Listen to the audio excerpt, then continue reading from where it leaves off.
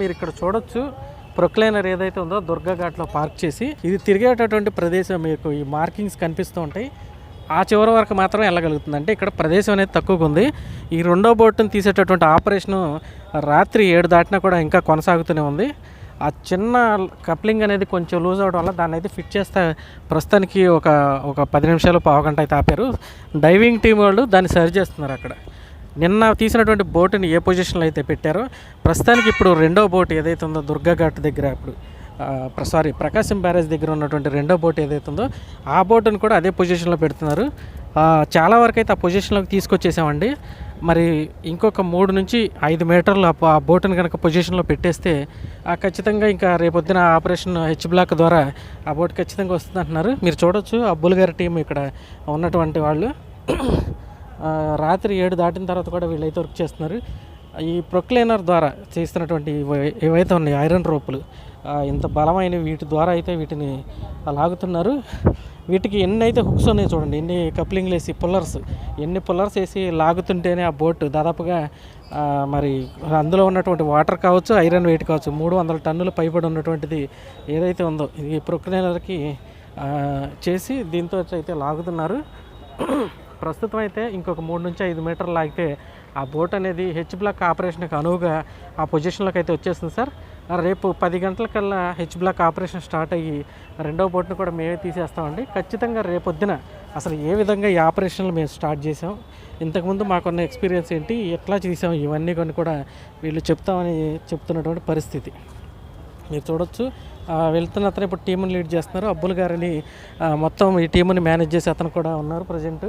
అక్కడ ఒక చిన్నది లూజ్ అవ్వడం వల్ల దాన్ని చూడడానికి అయితే వాళ్ళు వెళ్ళారు. వీళ్ళు చెప్తున్న దాన్ని బట్టి అయితే ఇంకొక 3 నుంచి 5 మీటర్లు అది ఆ బోటుని కనుక సవ్య దిశలో తిప్పితే ఇప్పుడు బ్యారేజ్ ఎలా అయితే మనకు కనిపిస్తుందో కృష్ణా నుంచి గుంటూరు జిల్లాకి మధ్యలో అలా కాకుండా ఇటు మన ఏదైతే భవానీ ద్వీపం ఉందో ఇటు భవానీ ఐలాండ్ ఆ వైపుకి బోట్ యొక్క ఎదర భాగం లేదా వెనక భాగం ఉండేటట్లుగా ఆ బోటుని తిప్పినట్లయితే హెచ్ బ్లాక్ ఆపరేషన్లో ఉన్నటువంటి బోట్స్ కరెక్ట్గా వచ్చేసేసి ఆ ప్రదేశంలో అలా కూర్చుంటాయి. తర్వాత ఏవైతే పుల్లర్స్ ఉన్నాయో వాటిని బిగించి వాటి ద్వారా బోట్ని అయితే బయటికి తీస్తామని చెప్తున్నారు. ఖచ్చితంగా రేపు ఎల్లుండిలో అక్కడ ఉన్నటువంటి మొత్తాన్ని కూడా క్లియర్ చేస్తామని చెప్తున్నారు. ఇక్కడ మెచ్చుకోవాల్సింది ఏంటంటే ప్రతి ఒక్కరు ఆలోచిస్తుంది బ్యారేజ్కి ఎటువంటి డ్యామేజ్ అవ్వకూడదు, గేట్లకి ఎటువంటి డ్యామేజ్ అవ్వకూడదు. కొంతమంది మాట్లాడుతున్నారండి బ్యారేజ్కి కౌంటర్ వెయిట్లు రికార్డు టైంలో తక్కువ రోజుల వ్యవధిలోనే కౌంటర్ వెయిట్లు అమర్చి అదేదో పెద్ద ఘనకార్యంలాగా మాట్లాడుకుంటున్నారు అని అంటున్నారు. కానీ ఇక్కడ జరిగినటువంటి పరిస్థితిని దగ్గర నుంచి చూసిన వాళ్ళు కానీ లేదంటే దీన్ని ఫాలో అవుతున్న వాళ్ళు కానీ వాళ్ళకి తెలుస్తుంది ఆ కౌంటర్ వెయిట్లు వరకే ఇరిగి ఏది బ్యారేజ్కి డ్యామేజ్ అవ్వకపోవడం. ఒకవేళ బ్యారేజ్ పిల్లర్ ఒకటన్నా బలంగా ఢీకొని అది కనుక ఏదైనా డ్యామేజ్ అయ్యింటే బ్యారేజ్ మొత్తం ప్రమాదంలో పడి తర్వాత సంభవించేటటువంటి విపత్తు ఎలా ఉంటుందో ఒకసారి అటువంటి వాళ్ళు కూడా ఆలోచించుకోవాలి సార్. మరి ఇంతమంది టీం వర్క్గా మీరు చూడొచ్చు, మీడియా పర్సన్స్ కావచ్చు, విశ్రాంత ఇంజనీర్లు, నీటిపారుదల శాఖ నిపుణులు కావచ్చు, బెకమ్ ఇన్ఫ్రా ప్రాజెక్ట్స్ వాళ్ళు కావచ్చు. ఇప్పుడు ప్రస్తుతం అయితే దేవినేని ఉమా గారు కూడా అయితే ఇక్కడికి వచ్చారు ఇక్కడ జరుగుతున్నటువంటి పనిని పరిశీలించడానికి. మధ్యాహ్నం నిమ్మల రామానాయుడు గారు అలానే వంగలపూడి అనిత గారు డిజాస్టర్ మేనేజ్మెంట్కి మినిస్టర్ ఆమె కాబట్టి ఆమె అలానే నీటిపారుదల శాఖ మంత్రి నిమ్మల గారు వీళ్ళందరూ కూడా వచ్చి ఆ యొక్క బోటు పరిస్థితి అనేది తెలుసుకుని వెళ్ళారు. ఆ బోటుని కష్టతరం అనుకున్నది హోప్స్ అన్నీ వదిలేసుకుంటున్న తరుణంలో చాకచక్యంగా బయటికి తీసినటువంటి సిబ్బంది అందరిని అభినందించడం అయితే జరిగింది. మీరు చూడొచ్చు ప్రజెంట్ వీళ్ళు వచ్చి అయితే పరిస్థితి ఏంటి అనేది అయితే అడిగి తెలుసుకుంటున్నారు. మరి అబ్బుల్ గారి బృందం ఏంటంటే ఇక్కడ 3 టీములు కూడా 3 రకాల పనులు చేస్తూ ఉన్నాయి. మొదట ఎవరైతే ఉన్నారో అబ్బుల్ గారి టీము ఇటు దుర్గా ఘాట్ వైపు ఉండి ఇది చూడొచ్చండి. ఇది విజయవాడ నుంచి హైదరాబాద్ వెళ్ళే హైవే వైపు ఉన్నటువంటి దుర్గా ఘాట్ ఇది. ఈ దుర్గా ఘాట్లో అబ్బుల్ గారి టీం ఉండి ప్రజెంట్ ఇక్కడ నుంచి రోప్ వేల్ తోటి ఈ బోట్ని సవ్య దిశలో తిప్పటము, బోటు ఏ పొజిషన్లో ఉందో చూసుకోవడం, మిగతా పనులన్నీ కూడా ఇదిగోండి ప్రొక్లైనర్ ఉపయోగించి ఇవన్నీ కూడా వీళ్ళు ఇక్కడ నుంచి చూస్తున్నారు. తర్వాత మరి ముఖ్యంగా చెప్పుకోవాల్సింది sea line scuba diving team వాళ్ళండి. వాళ్ళు నదీ గర్భం లోపలుండి వాటికి హుక్స్ బిగించటము, వాటికి వెల్డింగ్ చేసినటువంటి వాటికి హుక్స్ బిగించటం, అలానే ఆ కప్పీలు అన్నీ ఊడకుండా పటిష్టంగా ఉన్నాయో లేదో పరిశీలించడం, ఎప్పటికప్పుడు వాటర్లో నది గర్భం లోపలికి వెళ్ళి బోట్ అనేది పైకి లేస్తుందా, లేదంటే ఇసుక మేటలు ఏమైనా పట్టినాయా, లేదంటే అండర్ వాటర్ ఏదైనా ప్రాబ్లం ఉందా, ఇటువంటివన్నీ కూడా వాళ్ళు చేస్తున్నారు. ఇక ఇది మొత్తాన్ని కూడా చేస్తుంది ఎవరంటే బెకమ్ ఇన్ఫ్రా ప్రాజెక్ట్స్ వాళ్ళండి. వాళ్ళకైతే నిజంగా హ్యాట్స్ ఆఫ్ చెప్పాలి. ఎందుకంటే ఆ సంస్థకు సంబంధించినటువంటి నిపుణులు చాలామంది మ్యాక్సిమం అందరూ కూడా ఇక్కడే ఉన్నారు. ఆ సంస్థకు సంబంధించిన నిపుణులు వెల్డింగ్ వర్కులు లేదంటే పెయింటింగ్ వర్కులు, ఎందుకంటే ఐరన్ బిగించారు కదా కౌంటర్ ఇట్లా వాటికి సంబంధించి కానీ, లేదా భారీ క్రేన్లు, లేదంటే ఇంకొకటి ఏవైనా కానీ సమస్తము చూసుకుంటా ఆ ఇంజనీర్లు ఎలా వీటిని బయటికి తీయాలి, సివిల్ ఇంజనీర్లు కావచ్చు, విశ్రాంత ఇంజనీర్లు కావచ్చు, అలానే కన్నయ్య నాయుడు గారి నేతృత్వంలో విశ్రాంత ఇంజనీర్ల బృందం, నీటిపారుదల శాఖ నిపుణులు కృష్ణారావు గారని ఇంకా కొంతమంది ఉన్నారు. అటువంటి వాళ్ళు ఎప్పటికప్పుడు ఇక్కడ విషయాలని బయటికి చెప్పడం, ప్రాసెస్ అనేది ఎంతవరకు జరిగిందో చెప్పడం, ఇవన్నీ కూడా వీళ్ళు దగ్గరుండి చేస్తుంటే నిజంగా వీళ్ళందరికీ హ్యాట్స్ ఆఫ్ చెప్పాలండి. మీరు అనుకోవచ్చు చెప్పిందే చెప్తున్నారని, ప్రస్తుతం ఇక్కడ జరిగేది మాత్రమే చూపించగలుగుతున్నాము, చెప్పిందే చెప్పడం అనేది అయితే కాదు. కానీ ఉన్న విషయాలు చెప్పాలి కాబట్టి అర్థమయ్యే రీతిలో చెప్పాల్సి వస్తుంది. ఖచ్చితంగా ఈ బోట్ అయితే రేపు 10 గంటలకి ఆపరేషన్ అయితే స్టార్ట్ చేస్తూ ఉంటున్నారు.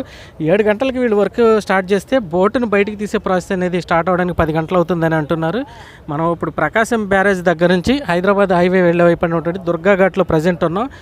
మీకు మార్నింగ్ చూపించాం పున్నమి ఘాట్లో వదిలేసినటువంటి బోటు, సేమ్ ఇది కూడా అటు సైడే పిండ ప్రదానాలు చేసేటటువంటి ఘాట్ ఏదైతే ఉందో ఆ ఘాటు వద్దకే తీసుకెళ్తారని కూడా చెప్తూ ఉన్నారు.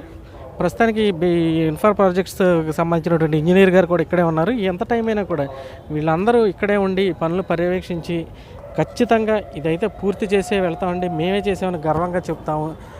మా వంతు చేతనైన సాయం మేము సమయం చూసుకోకుండా ఆ పరిస్థితులు అనుకూలించకపోయినా మాకు అన్నీ ఉన్నా లేకపోయినా సౌకర్యాలు వాళ్ళు ఉంటున్న ప్లేస్ కూడా చూడొచ్చు. ఒక చిన్న రేకుల షెడ్ లాంటిది ఇక్కడ విశ్రాంతి, అంటే మా పని మధ్యలో విశ్రాంతి తీసుకోవడానికి అయితే ఇక్కడ కూర్చుంటున్నారు దుర్గా ఘాట్ దగ్గర.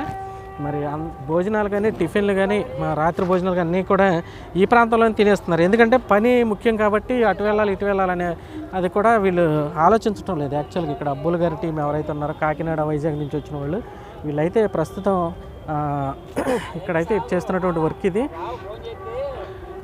అది ఎప్పుడైతే బిగిస్తారో, అది ఎప్పుడైతే అక్కడ చేస్తున్నటువంటి వర్క్ అనేది కంప్లీట్ అవుతుందో ఆ వెంటనే ఇక్కడ మళ్ళా కూడా ఈ ఐరన్ రోపులతోటి ఆ బోట్ని సవ్య దిశలో పెట్టేటటువంటి కార్యక్రమం స్టార్ట్ అవుతుందని అయితే వీళ్ళు చెప్తున్నారు.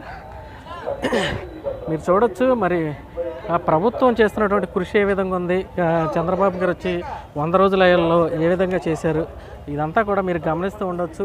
ఇంత డిజాస్టర్లు వస్తే ఇందులో కూడా కుట్ర చేయాలి, ఇందులో కూడా ఏదో ఒకటి ప్రభుత్వానికి చెడ్డ పేరు తీసుకొచ్చే పని చేయాలని వైసీపీ వాళ్ళు ఇలా బోట్లు వదలటం, ఒకదానికొకటి ఇంటర్లింక్ చేసి అది కూడా పెద్ద పెద్ద గొలుసులతో కట్టేసి.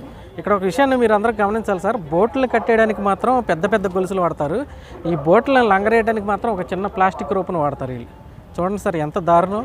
ఒక బోటు తెగిపోకుండా ఉండాలని చెప్పేసి ఇంటర్లింకింగ్ చైన్లు వాడిన వాళ్ళు బోట్లు కట్టేయడానికి మాత్రం ఒక చిన్న ప్లాస్టిక్ రూపు వాడారంటేనే వాళ్ళు ఇక చేసినటువంటి కుట్ర మీరు అర్థం చేసుకోవచ్చు.